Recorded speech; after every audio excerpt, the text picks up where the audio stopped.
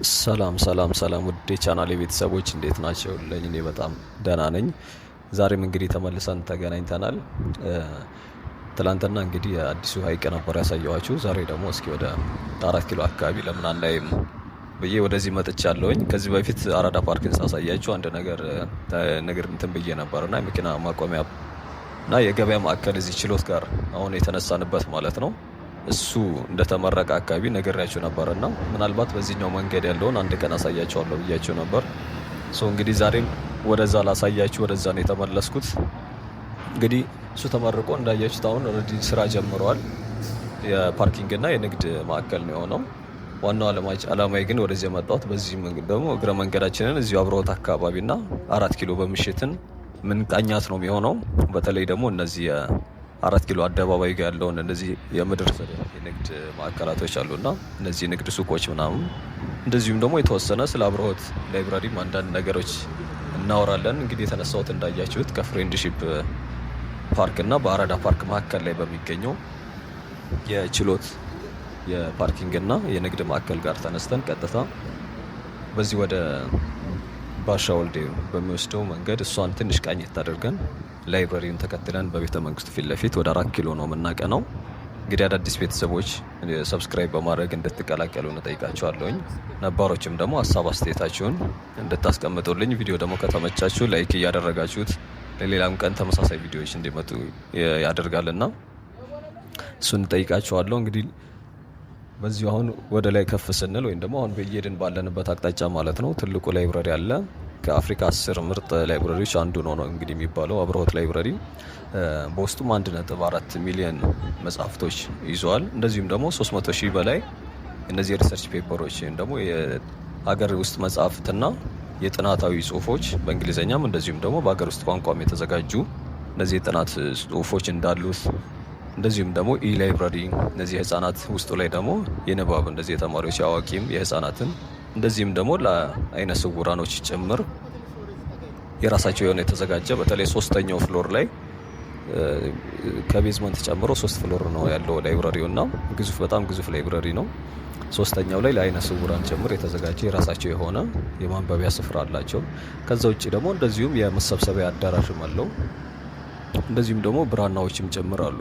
ከእንደዚህ ከኦንላይን ላይብራሪዎቹ ውጪ የብራናም ጭምር አለው እና ትልቅ ቤተ መጻሕፍት ነው። እንግዲህ ይሄኛው ቤተ መጻሕፍት ያው በእርግጥ አሁን ተማሪዎችም እንደዚሁም ደግሞ በደንብ ይጠቀሙበታል። በተለይ ወደ ከሰዓት አካባቢ ስታዩ ወደ 11 ሰዓት 12 ሰዓት ስታዩ እነዚህ ዩኒፎርም የለበሱ ተማሪዎች ጭምር ማለት ነው እዚህ አዲስ አበባ ዩኒቨርሲቲ ተማሪዎች ደግሞ እዛ አካባቢ ያሉት ብቻ ሳይሆኑ ተማሪዎችም ጭምር ይታያሉና ዙሪያውም ደግሞ ያው በጣም ሴኩርድም እንደዚሁም ደግሞ አየሩም ደስ የሚል ስለሆነ ለንባብም መቼም ምቹ ነው የሚሆነው።